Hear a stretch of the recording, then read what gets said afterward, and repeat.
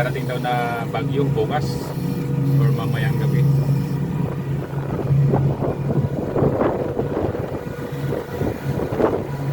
Malalaki na yung alon guys. Makikita nyo naman dyan. Yan. Matasik-tasik na yung alon, medyo malalaki na.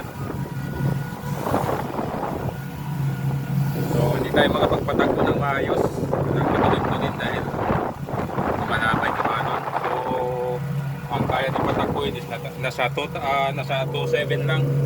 2.7 RPM lang ang kaya natin. So dalawang makina yan, tigto 2.7 siya pareho.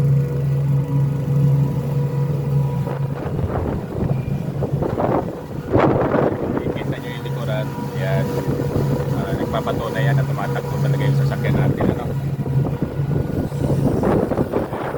Pre, kaway ka pre, kaway! Oh, ayun yung kasamahan nating Pinoy. So dalawa kaming Pinoy na magkakasama sa isang amo lang.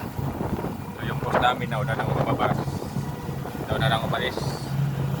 Yung maliit na bang na speedboat namin na dala niya.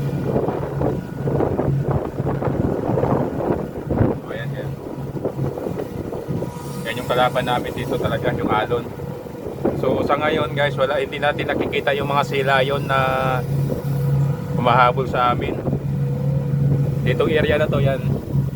Ayan, dito yung mga silayon madalas namin nadadaanan yan.